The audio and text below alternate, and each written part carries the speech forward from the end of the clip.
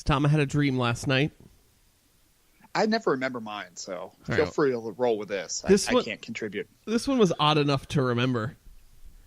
So I had a dream that I was sitting in the boardroom in Stanford, which right there, Okay. weird enough.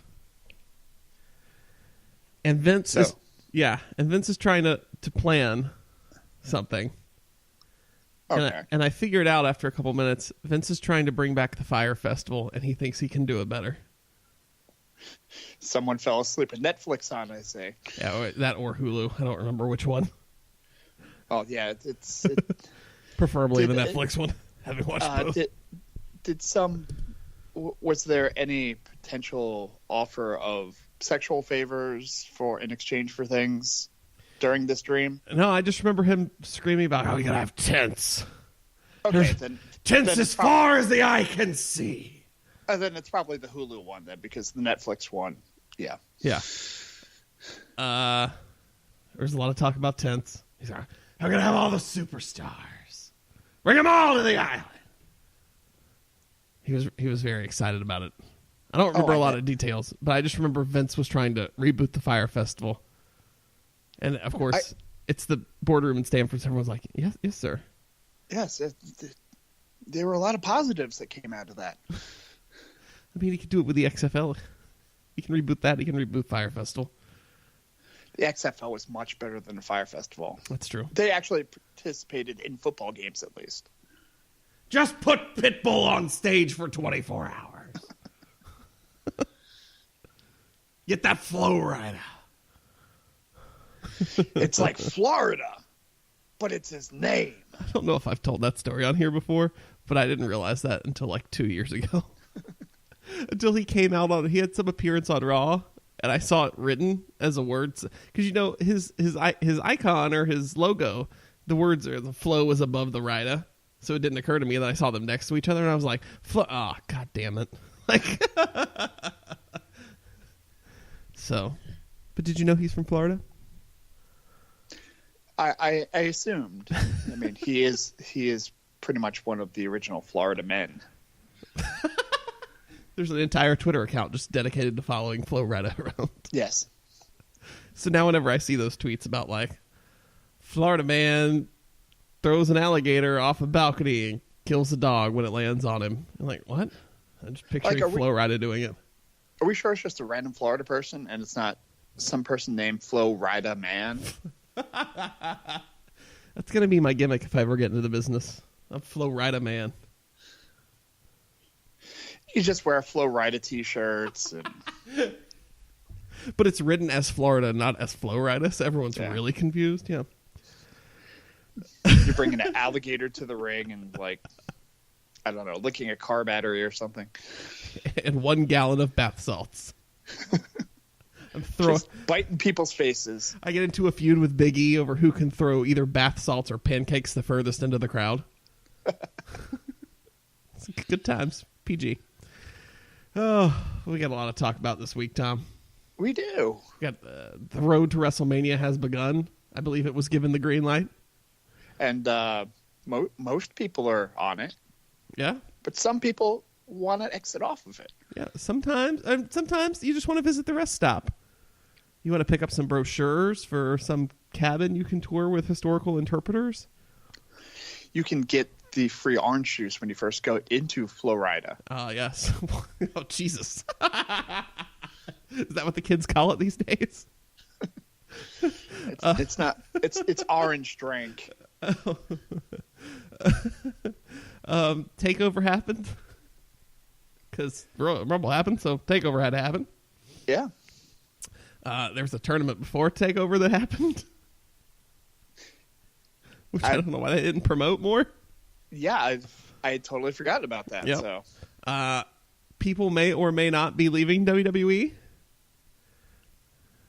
We'll see. We'll talk about it. And then I went to see Fighting with my family yesterday. I got to see it early. I want to talk about it. All right. At least for a little bit, at least a couple minutes on it. Get a movie review.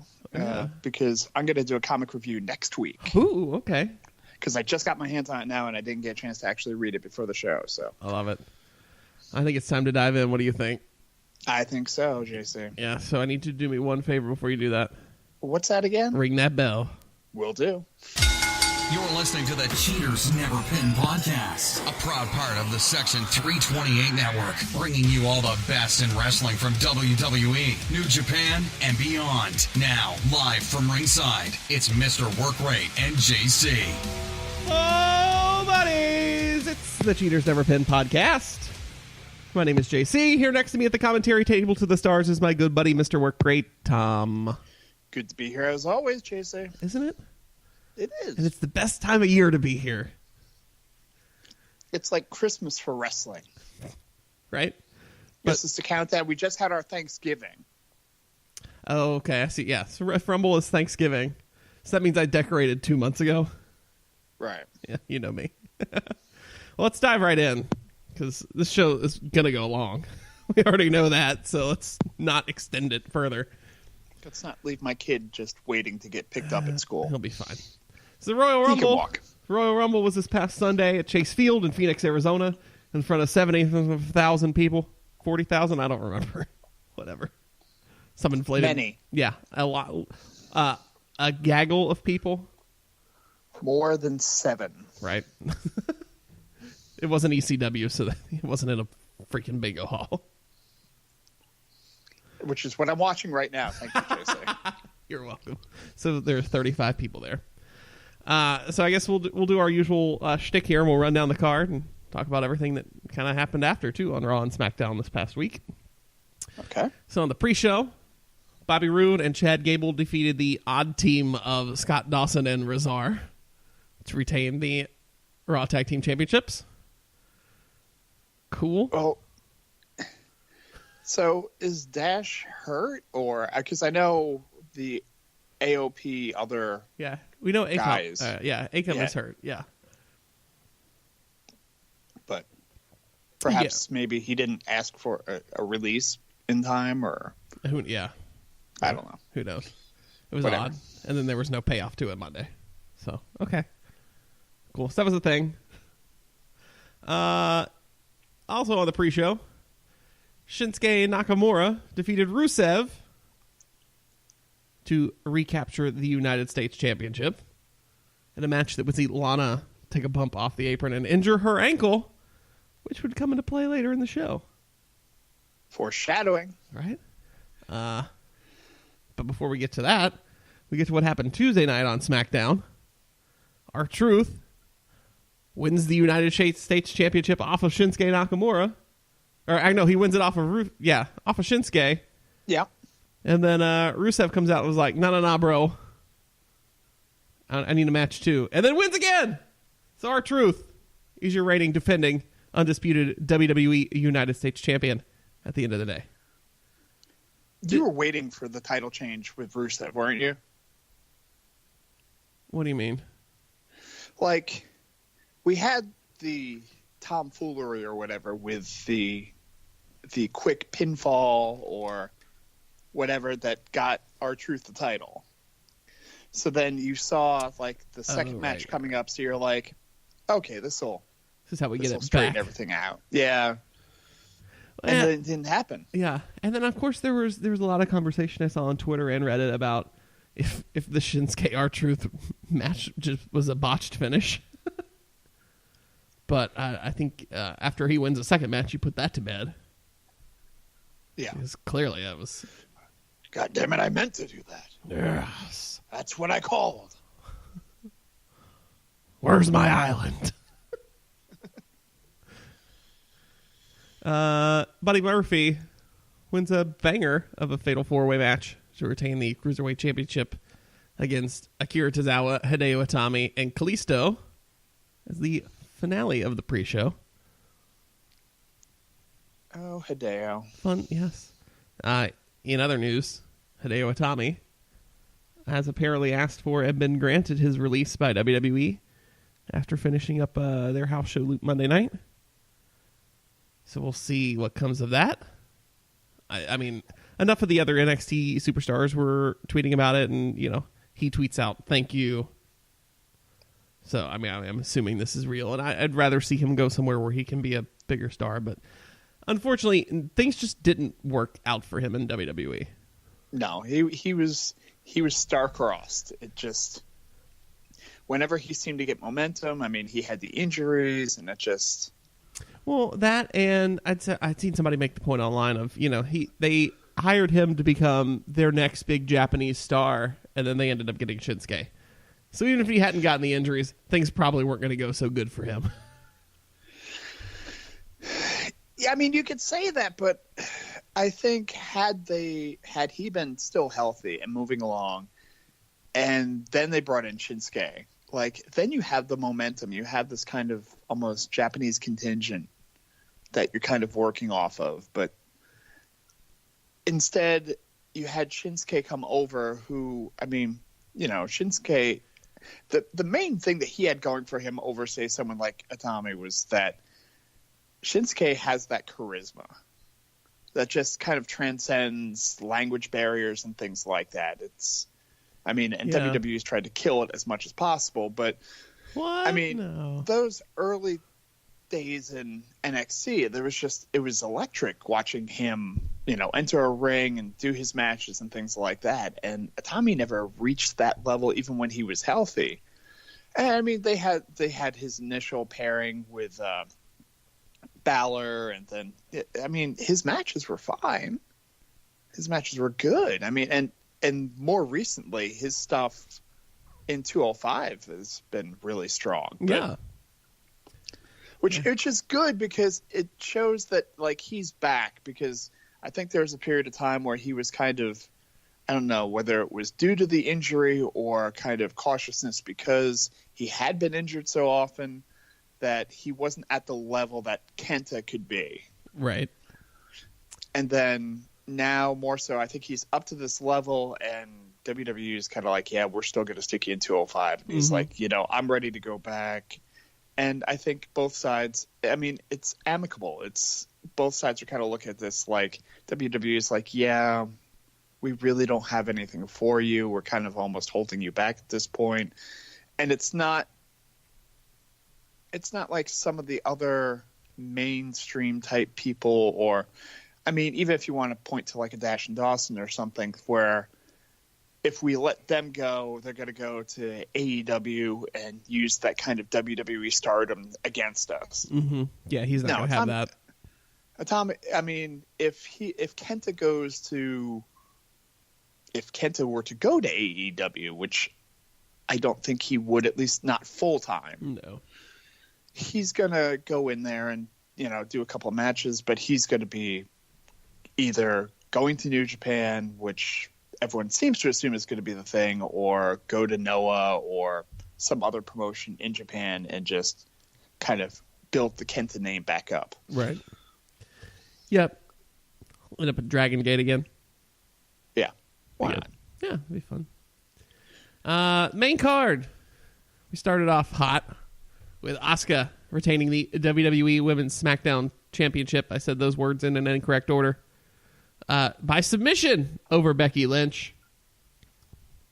Becky taps. I think we all knew what was going to come after that. As did the crowd. You had that initial like disappointed pop, and then everybody was like, oh yeah, I know what's happening now. Never mind. Yeah. Just it's like in Chasing Amy when Jason Lee's in the lesbian bar and he doesn't realize it's a lesbian bar. And then it finally comes to him. It's just like he's just all pissed off the whole time. Like, I can't get anybody's phone number around here. And then like it finally triggers to him, and he just starts looking around and seeing what's going on, and just that slow, oh, okay. And he just starts like that. That was pretty much the end of that Asuka match. It was like, no, yeah. Okay. Yep. Good for Asuka. You know what? That's one thing this podcast has been missing for 2 years, and I think we need more of, is the Skewniverse references. Yeah, absolutely. I mean, yeah, let's do that more. 37. Yeah, it was a good match. Of course it was. I don't have anything like uber crazy to call out about it. But it was very good. It was I mean, the crowd was hyped for it, especially when Becky came out. So it was a good way to get everybody energized for the show. And I kind of thought maybe, okay, well, we're going to have maybe a Ronda run in or something like that. That never ended up happening. We had a clean victory, and it didn't really hurt anyone. Like, it kept Asuka strong, and it allowed Becky to go off and do the thing that she needed to do later on. Yes. Foreshadowing. We'll get to that. That's our favorite phrase, I think, on this show. Shane McMahon won the SmackDown Tag Team Championships in 2019, pairing with The Miz to defeat The Bar in another very fun match. It's a Shane match. It's going to be a car crash. Yeah, but it's grown on me. Isn't it? I've enjoyed the storyline the whole time, and now we've gotten to it, and I'm like, all right, I'm here. I'm here for this. Because, when it started early on, you're going, what are we doing with this? Right. And then it just, it just kind of keeps rolling on, and like, it almost seems like Miz can do no wrong nowadays. No, yeah. Unless they stick him, back in the storyline where it ends up with him doing a fake penis enlargement pill commercial again. He's probably fine. So he shouldn't do commercials during Hurricanes games? Yes. Okay. He cannot get his sildenafil at generic prices from Marley Drug. Cheap plug for Marley Drug. Right? If you would like to be a sponsor of this podcast. We're the only podcast on the planet that doesn't have Blue Chew as a sponsor yet, so we'll take Marley Drug. And why is that? Because, Tom, we'll get to it. We have a new sponsor. Oh, that's good. And we'll get to that. I don't even know. Why do we have sponsors? I had no idea. I just randomly talk about products sometimes. Tom, I know not of this ad read thing you speak of. I don't think the FCC is real happy when they hear you talk about product placement guidelines like that. Not the FCC, the Trade Commission, FTC. There we go. That's the acronym I was looking for. Anyway. The RTC. Is Stephen Richards going to come over and just play a siren in my face?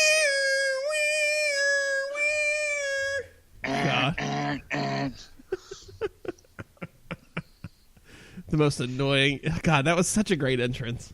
I was saying that to the kids before. We were talking about like kind of older entrances, and I was just talking about it's just that group. Just like you hear that and you get mad. It's just instant heat. It's just the simplest thing, like they're like Jim Johnson sitting in like his cubicle or whatever going, God, I need to find some kind of like theme music. What's going to, and like somebody pulls a fire alarm, like, yes, that's it. Yep. Let me just grab my recorder. And then I guess Tuesday night on SmackDown, we found out that Mr. Miz was finally proud of his son. I'm glad it was all about that. Tom, when does the Miz turn on Shane? Are we doing that before Mania? I guess that's going to be the Mania match. That's my assumption. They have to drop the belts before then, I would assume. Unless they do like a winner keeps the belts. Although I wouldn't want to see that because then you're just making the assumption that Miz is going to win because Shane's not going to be a regular tag team competitor. Although I'd love to see like tryouts for like Shane starts just bringing people in like, okay, well maybe you'll be my tag team partner.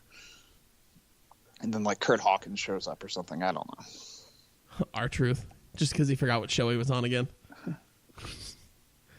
The Raw Women's Championship also defended successfully. Ronda Rousey defeating Sasha Banks.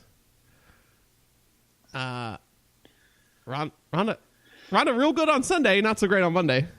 This match was another very good Ronda Rousey pay-per-view match. Yeah. I mean, and Sasha was going to bring a lot to the table too, so yeah, it's a big spotlight. I like Sasha as an opponent for Ronda, just because of like the way that Sasha works match in general. Like I think they're an ideal working group, but yeah, and it starts to build as we saw everyone of the four horsewomen of WWE flashing the four in Ronda's face over the last 3 days. So It's coming. I hope they don't hotshot it. And I don't feel like they are. They've slow played it so far.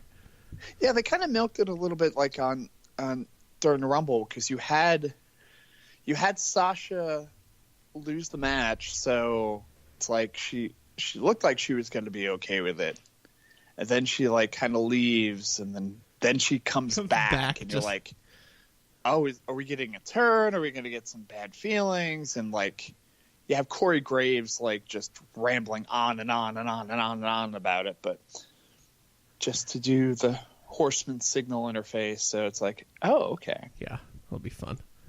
It'll be fun when we get there. I'm excited for the ride to this because they're handling it well so far. There's not much that isn't being handled well so far. Right. So we're doing good. Then we finally get to, I don't know, this was 2 hours into the show, not counting the pre-show, the first Royal Rumble match. Can we just talk about the fact that this show went till midnight? And I complained about it on Twitter, and then somebody was like, I'm in the UK and it's 5 o'clock in the morning. And I was like, oh, God, that's right. This is worse. I'm sorry.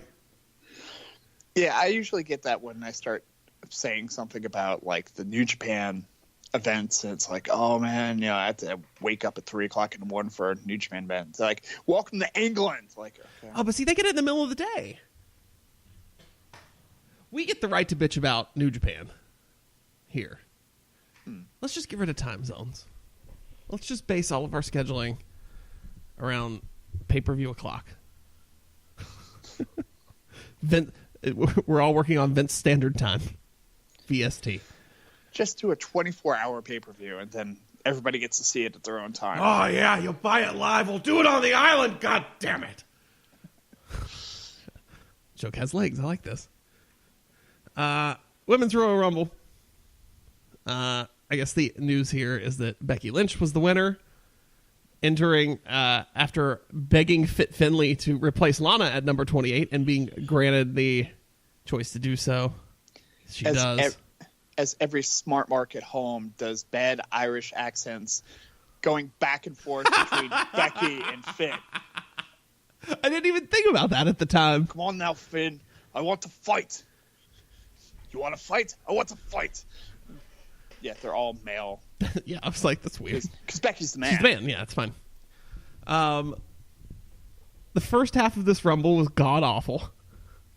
I don't know why we felt the need to start off with just the most awkward Lacey Evans promo of all time. It was just bad placement for that. Yeah. The entire first half, because none of the actual like big stars you knew had a chance were in it. But it still wasn't the worst spot of the night. The first half of the Rumble was me explaining to my wife who these people were. The worst moment of this Rumble was the entire Maria Kanellis, Alicia Fox, let's feud over a hat in the middle of this match that's already gone on way too long thing. Why? I wanted more of a payoff from that. Did you? I wanted Foxy just to like, I don't know, steel chair somebody or something. I mean, that would have been fine. But instead, Maria just stomped on the hat that wouldn't change shape. It was apparently filled with springs and or made of foam rubber. It's a Japanese hat. Japanese hat does not break. Matthew's adding an entire segment to Botchamania that's I Am the Hat. Biggest standout of the Women's Royal Rumble for you, Tom. Let's see if you have the same response I do here. Casey Canizaro. Yep. Trained by the cute. Did you see the video of her backstage after? I can't remember if they put it on the PC Twitter or what. With Ricochet. With her significant other Ricochet, where she's like, I never could have done it without you, and thank you, and and he's like, my heart was never beating faster, and then Rhea Ripley just appears in frame and does the I'm gonna gag motion with her finger down her throat, and then goes back out of frame because that girl's constantly working, and she is my hero. She's my NXT Charlotte. I've decided 100% after this weekend. It made me a little bit sad because I didn't realize that Ricochet and Tessa weren't together anymore. Oh, you missed all that? Well, that was over the summer. That was oof. Sorry, I don't subscribe to WWE Soap Opera Digest. God, I'd buy that. Give me that. That's what I need. We need like the dirt sheets, but we need one that's just on their personal lives. Tom, I think we found a niche here. Join our Kickstarter today, where only on Indiegogo can you listen to me write about the love life of Ricochet and Casey Catanzaro. the flippiest children in the world. Very invasive, right? Okay, so here were our picks. Let's go through this. We both picked Charlotte to win. Ain't wrong. We did? Yeah. Oh, yeah. Okay. Yep. You had number 22 in our random number generator, which was Dana Brooke, who had 0 eliminations, but was eliminated by Rhea Ripley. She lasted 7 minutes and 17 seconds. I had number 28, which I thought was going to be terrible, because it was Lana, and then it was Becky Lynch. But you had Lana, so there. But I had Becky Lynch, because Lana's not even listed on the official results. So. Well, we'll see what the lawyers say. All right. Yeah, this is the beginning of the dissolution of this podcast. Thanks, WWE. Surprise entrance. You had Io Shirai. I always say Io because I always say Io, and I know it's wrong. Yeah, every time it comes out of my mouth, I'm like, no, that was wrong. So you were correct. I had Shayna, who did not appear. Yeah. Which I wasn't completely shocked by. I was like, all right, cool. I mean, they had enough of the other NXT talent, so. We did notice something during I did notice something during the Women's Rumble. So, Xia Li enters at 11. She gets eliminated before Kairi Sane enters, who gets eliminated before Io Shirai enters. Just think about it.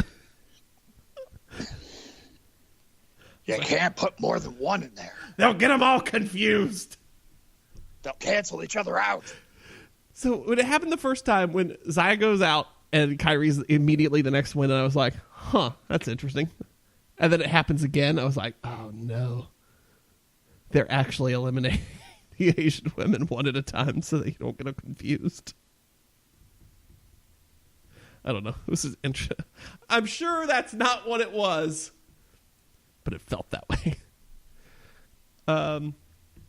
So Monday night, Becky Lynch appears on Raw after Ronda Rousey cuts maybe the worst promo cut on Raw in a decade. She was a stuttering, muttering fool. And that's like during the same time frame as the Alexa Bliss "This Is Your Life" segment, and that was just a bad segment. I was like hiding behind my hands because I just couldn't. Ronda got shook by all the boos. I don't think she expected it, which she should because she's going up against the biggest baby face in the company right now.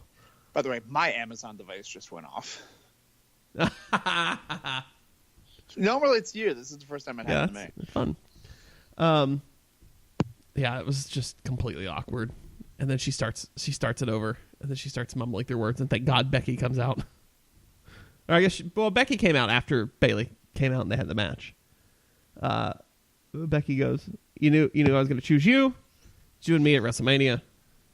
So we have one match already booked for the Showcase of the Immortals, WrestleMania. Point to the sign. Becky Lynch versus Ronda Rousey for the Raw Women's Championship. Then Tuesday night, we get the huge brawl between her and Charlotte. So I'm pretty sure they are going to turn this into a triple threat, and I'm actually maybe disappointed about that. Could have left it alone. Yeah, at this point, I mean, and that may be where it is. It's like they kind of booked it there, and we're like, do we want it? Do we not want it? We're not sure. Let's see how the crowd plays this out and see it. Because, I mean, nothing's confirmed yet. Right. And the only thing that's confirmed is Becky versus Ronda. Becky and Ronda. Yep. My only thought is they're turning this into a triple threat because they 100% know this will be the honest-to-God main event closing match of WrestleMania. Yeah. Which will be crazy. And to have that, I mean, nothing against Becky's star power right now. Obviously, it's at the charts. But then you put Ronda in there, and then you put Ric Flair's daughter in as well. That gives it a little bit more of that boost to main event status. Yeah. So. And I think I honestly think out of anyone on this women's roster that deserves to be in the first women's main event of WrestleMania, it's Charlotte. Yeah. So, I mean, not that you should just give that to her because, oh, well, she's been so good. No, you go where the story dictates. But at the same time, I think that's part of it, too. All right. Daniel Bryan retains the WWE Championship over AJ Styles in just a match that the crowd just did not give a crap about. Oh, I almost did it. Did not give a crap about. You did do it. Did I get it all the way out? I thought I cut it off. Yeah. All right, whatever. I get one. That's my one. In a match that the crowd did not care about after the Women's Rumble at all. This match had zero heat. Because they were so tired. Yeah, I think it was. I think we were running into 4:30 in the morning at this point. I mean, it was a thing. I mean, I hate to say it because I love those guys, but it seriously was a bathroom match at that point. Yeah. And the way they had set the match up did not help that at all. Right. Because you've got AJ and Daniel, who are two very gifted technical wrestlers, having a very good technical wrestling match with a lot of very good mat work. And that is not what you needed in this spot. That doesn't help matters any. It was a good match. If you look at it independently, it's a very good match. Very good wrestling match. But you've got a women's rumble that went an hour and 12 minutes. Mm-hmm. And then you're going to put almost a 25-minute match after that. Yeah. Daniel Bryan wins with the assistance of the returning Rowan, who has since lost his first name again. He did lose it? No. Yes. Did you? Yeah. Was it recycled? Haha. Did you see his Titantron Tuesday night? No, I did not see. So the Titantron is all black and green except for his name, which says Rowan, and the O is replaced with the recycling logo. It's amazing. So Tuesday night, Daniel comes out, says he's got the only guy that'll listen to him as he tries to save the world, and that's Rowan. And I've finally redone the belt. It's made of hemp. It is the best belt you could ever buy on Etsy. Yeah. AJ Styles comes out and says, have you been smoking that belt, not understanding what hemp is? The brawl breaks out. Daniel will be defending the WWE Championship inside the Elimination Chamber against Jeff Hardy, Randy Orton, Samoa Joe, Mustafa Ali, and I assume AJ. I can't remember the other person. Sure, why not? Yeah. Mustafa Ali, man. Yeah, he's getting a good push, man. He had a good shine in the Rumble. Yeah. And I think that was we'll eventually get to that, but the whole Nia Jax thing in the Rumble, I think that was one of the ways to supposedly get her heat was she was the one that ended up throwing Ali out after however long he was in there. They're putting a good shine on him. I'm interested to see where he shakes out for Mania. Yeah, because I don't think he's ready, at least character wise and everything, to put him into position for a title match at Mania. And I don't want him just thrown into the Andre Battle Royal. I mean, you can't put him like... I don't know, you could put him there and have him win it. Which would make sense if you told the story of him doing so well in the Men's Rumble. Yeah. Yeah. I mean, you could, but that's always been... I don't know. I think he's still at a high enough profile as it is right now that he deserves kind of his own match, and... I don't know who you put him up against, though. Like, do you put like a match against, like, say, Mysterio, or? I could see them having some kind of ladder match for the U.S. title and him being in it. Yeah. Yeah. We got a long time. We had 2 pay-per-views between here and there. Oh God. Brock Lesnar defeats Finn Balor in 8 minutes. A very good 8-minute match. Yeah. For the Universal Championship. Finn getting all of the offense off the start. We have the heat segment. Brock kind of takes over. Finn gets back into it. Finn loses as Brock rolls the coup de grace into a Kimura. Finn taps. Finn looks like $1 million, and then we have Lesnar just beat him down. Which at the time I was like, okay, cool, we're going to keep this feud going. I'm down with this. But then Monday night, Finn goes after Bobby Lashley. It's like, really? You give him all this, you give him this push and shine him up real nice just to have Lesnar beat him down just to put him against Lashley. What? Raw and SmackDown are really booked by WWE 2K19. Yeah. It made no sense. And this is, I mean, Finn looked really great in the match. I mean, I just don't want Lesnar to have the title at all at this point. Right. As I think most fans feel the same way. So it would have been nice for him to win it. But I get why they didn't have him win it. That's fine. Whatever. Again, as a huge Balor mark, I get it. But then you do the beatdown, and I was like, all right, cool. This is going to lead to Demon Balor and Lesnar at Mania. That's freaking awesome. And he gets his win. We're free of Lesnar. Everybody rejoices in MetLife Stadium. Nope. Yeah, but... Yeah, just didn't make any sense. Yeah, I thought the match I thought was ideal. Yeah. To keep the shine on Balor. If anything, it raised him up a little bit. Oh, for sure. Because you put Lesnar in a weakened spot, and instead of him just being the total dominant person that he normally is, you had him kind of backpedal, but with his MMA experience, like, well, that's why he's so dangerous, because out of nowhere he can lock on that Kimura. And that's what ended up happening. Mm-hmm. You know, Finn made a mistake, and all you need is one mistake with Brock. It's Brock now has just become Mike Tyson's Punch Out, where you have to approach it as carefully as possible, because your timing gets off like a half second and you're dead. It's over. So yeah. I mean, that was booked like Mike Tyson Punch Out, and I'm okay with that. Yeah, I was good with that. And then, like I said, the beatdown happened. Yeah. I was very mad in retrospect. Then we get to, at 11 o'clock at night, the Men's Royal Rumble starts. Jesus. With the longest segment possible. All right. So it starts off, and I knew the Rumble I knew Elias would be one, because you have to have him play the guitar. Whatever. We did not need him to be interrupted by Jeff Jarrett and have a 5-minute promo at the beginning. I was very angry at first, and I was like, all right, this is kind of funny. I'm down with it. And there are only 2 people in the world to blame for this being a thing. You know who they are? Tell me, JC. Bruce Pritchard and Conrad Thompson.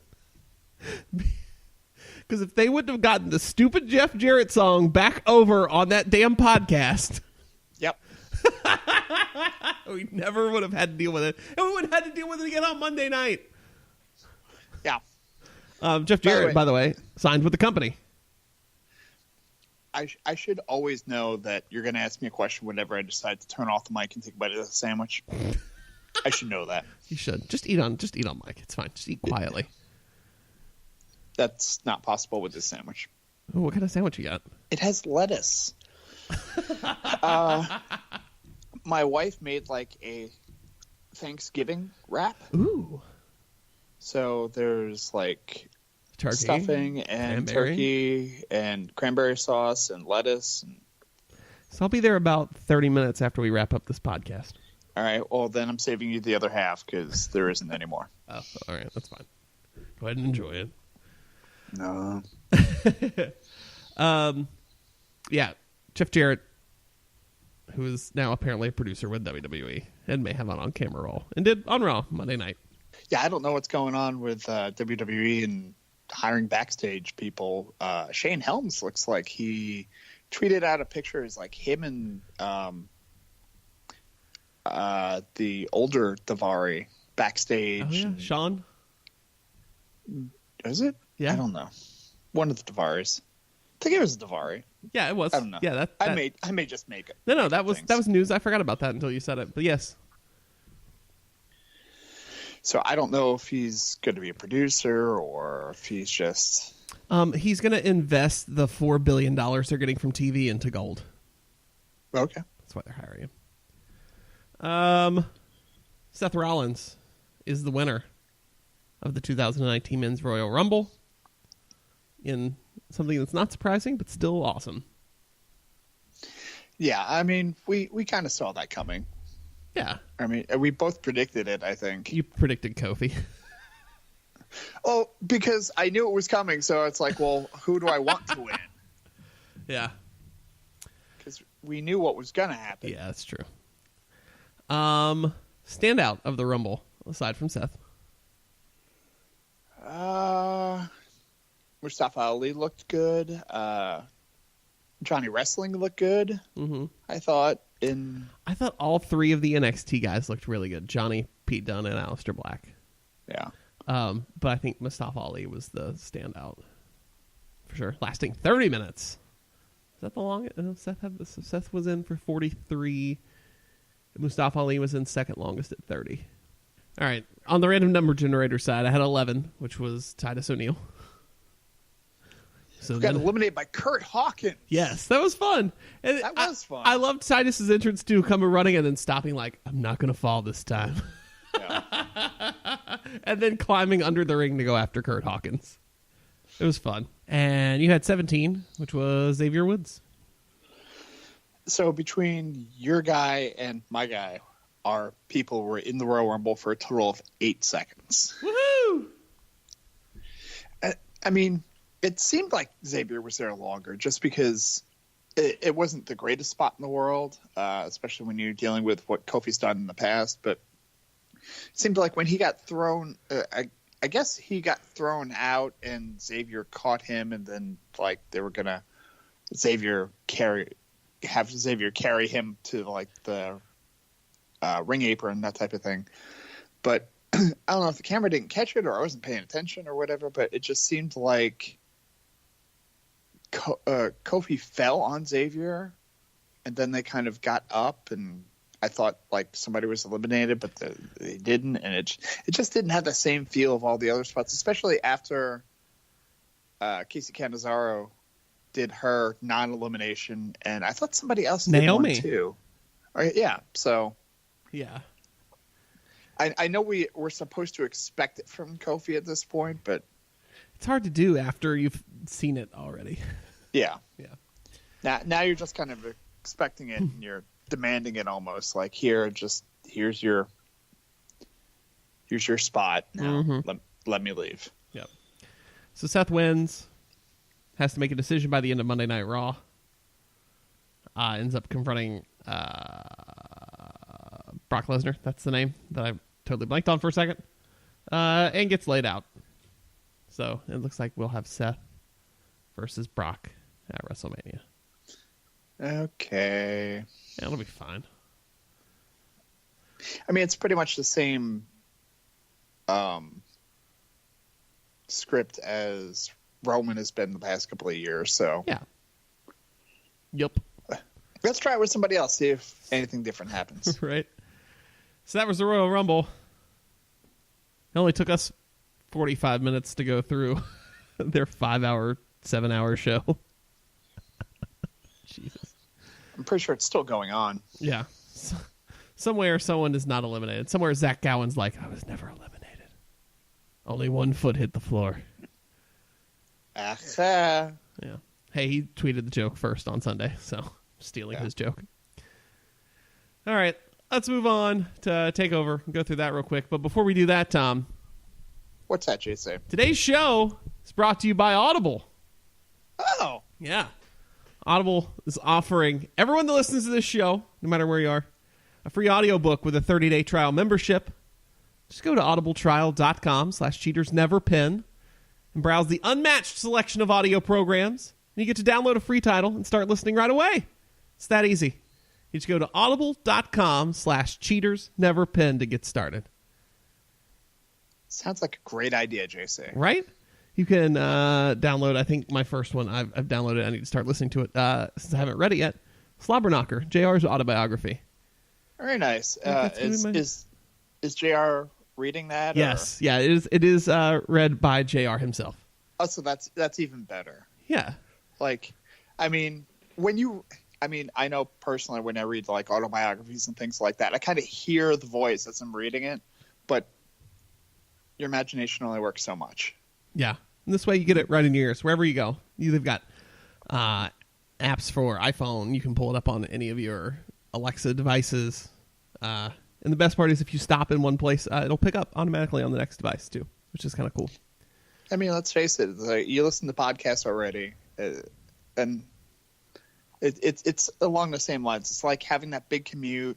You get to a lot of times you don't have the time to just sit down and read a book because life is busy, but you have this time that you spend in the car commuting or at the gym.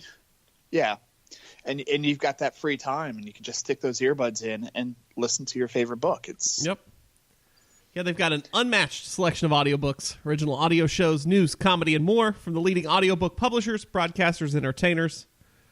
Let's go check it out. Download your free audiobook today. Go to audibletrial.com/cheatersneverpin. Again, that's audibletrial.com/cheatersneverpin for a free audiobook. Cool. That didn't seem scripted at all. No, not at all. No. NXT TakeOver was the night before the Royal Rumble. Unfortunately, it did not go 7 hours. I will start off by saying I think this may be the weakest TakeOver they've ever done. And I'm by no means saying it was a bad show. Just saying this is, the... It felt like a maintenance show. Yeah, I mean, it was still fine. I mean, yeah, it was great. It's like steak's still steak. Yeah, and that's pretty much an NXT show. It's like you're still going to get a high quality. It may not be the best every time. No, but even at its worst, damn, it's still very good. Yeah. So the War Raiders become the new tag team champions, defeating the Undisputed Era's Kyle O'Reilly and Roderick Strong. Rip air guitar. I did see, so War Raiders, did their big entrance with all the other Vikings. Sarah Logan was one of the Vikings, so she got to go out with her husband, which I thought was kind of nice. Cool. Yeah, saw that today. They're fun. Yeah. Matt Riddle defeats Cassius Ohno by submission. Cool. Yeah, I've got nothing else to add to that. Yeah. I mean, it's Johnny Gargano. Yeah, Johnny Gargano is the new NXT North American champion, defeating Ricochet in just an epic match of the night. Yeah, I'm gonna watch this one again, just to kind of get that. So a lot of times you watch a match a second time, and it gives you a different feeling when you watch it, because the first time you end up watching it, you're kind of whipped up from all the other matches around it. So I want to watch this one again and just take it in. I think you can make a case after this match that Johnny Gargano is the best performer in NXT history. Okay. I mean, think about the number of matches you could rate 5 stars that he's had compared to everyone else that's ever been through there. Yeah. I mean, all of them. Shayna Baszler thankfully retains the NXT Women's Championship against Bianca Belair by submission, with the help from a couple of her friends, Marina Shafir and Jessamine Duke. But her hair cuts people. Ugh, God. She lost and I was happy. Yeah. And Tommaso Ciampa retains the NXT Championship, defeating Aleister Black. That guy. Ugh. Yeah, I think the main reason why maybe it was a little bit underwhelming was the fact that we had, 2 matches, the Ciampa Black and Riddle Ono, that were rehashes of previous matchups. Right. So, not that Riddle Ono was a huge matchup the last time they had it on TakeOver, but it was 8 seconds. It was technically on another TakeOver event. Yeah. So. Show goes off the air, but we find out immediately after a brawl has broken out between Johnny Gargano, Tommaso Ciampa, and Adam Cole, the Velveteen Dream, Ricochet, and Black, right? Yeah, thank you, Aleister Black. I was like, who did I leave out? So this brings back halftime heat. Oh, they got to bring back Mick for this, right? To kind of like introduce it, maybe. That'd be great. So during halftime of the big game on Sunday, we can say Super Bowl. I don't care. During halftime of the Super Bowl, we will have Black, Velveteen Dream, and Ricochet versus Adam Cole. Bye-bye. There you go. Tommaso Ciampa and Johnny Gargano live from the Performance Center on the WWE Network. I now care about Sunday. Yeah, because I was not enjoying that football game, so. No. And here's the best part. WWE completely burying Maroon 5 in every promo. They're like, why would you watch that crap? Apparently, Adam Levine did not want to appear on a WrestleMania, so. Yeah, I was going to say, I guess no Maroon 5 song is getting used as a theme anytime soon. Also, this weekend was the Worlds Collide tournament at Access. I didn't pull up all the results, but Velveteen Dream won. So he gets to call his shot for a WWE NXT championship of his choosing. Whether that be UK, North American, or the NXT championship. Okay. Yeah. Interesting to see where that goes. Yeah, I mean, it just adds a little bit of the angle to give him a little more shine, I guess. Yep. Because there's still that question of whether or not keep him in NXT and like eventually put a belt on him, or is he just going to go straight forward to the main roster, which I think he probably should go straight forward to the main roster. But if there's a spot for him. Yeah. Yeah. You don't want to waste it. We don't want him just standing in the back room for 2 weeks after we announce it, staring into mirrors, and then never see him again. EC3. Yeah, I knew who you were talking about. Yeah, I was making sure the listeners did. Okay. Yeah. Dean Ambrose may be leaving WWE. WWE is reporting that he's leaving at the end of his contract in April. And generally when your employer says that you're leaving, that kind of gives you a hint that you're leaving. At first I was very much on this is a work train, and now I'm on the very much this is a shoot train. So rumors started to circulate Monday that Dean had not asked for his release, but refused to sign a contract, which Meltzer was reporting was a 5-year deal at $1 million a year as his downside guarantee, which is good money. Yeah. But we all know Dean loves the art of it, and he doesn't like hokey stuff, and that's certainly kind of where he's been lately. So WWE.com releases an article Tuesday evening. There we go. It says, quote, Dean Ambrose, Jonathan Good, will not be renewing his contract with WWE when it expires in April. We are grateful and appreciative of all that Dean has given to WWE and our fans. We wish him well and hope that one day Dean will return to WWE. So Dean's on his way out, man. Yeah, I mean, he's the way that he's been for like the last, I don't know, even I guess after the whole split up of the Shield, it's been either Goofy Dean or like you thought that maybe heel Dean, this most recent turn would have turned him into, I think what people had envisioned Dean Ambrose was going to be, and it just hasn't worked at all. And I think Dean's getting frustrated, and it is what it is. Mm-hmm. Yep. Hideo Itami also apparently has asked for and been granted his release. That's not been reported by WWE, but everyone else is reporting it. Yeah, that was only a matter of time. I mean, I'm surprised it's lasted as long as it has. Dude's been star-crossed. Yeah. Talked about this a lot at the top of the show, but I wanted to cover it while we're covering this. But yeah. I wasn't sure if I actually had said that before. You did. You did not use the term star-crossed. Okay. But yeah, sure? Yeah, I'm positive. Okay. Yeah. And Ember Moon going to be out for a while, having elbow surgery after an injury. Oh. Yes. And then I saw Fighting with My Family, but we'll cover that on a different week. We'll cover that after it comes out. I'll tell you, go see it. I'll tell you it was very good. I enjoyed it. I'll give you more thoughts later.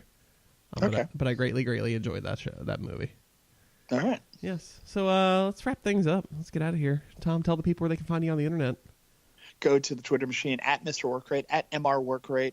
Don't go anywhere else. Just stay with Twitter. It's easier that way. There you go. You can find me on the internet at JCBobbitt, at JCBOBBITT on Twitter, or wherever finer social media is purveyed. You can find the show on Twitter at CheatersNVRPin. You can find us on Instagram at CheatersNeverPin, and on Facebook. Give us a big blue thumbs up. Show us how much you like us.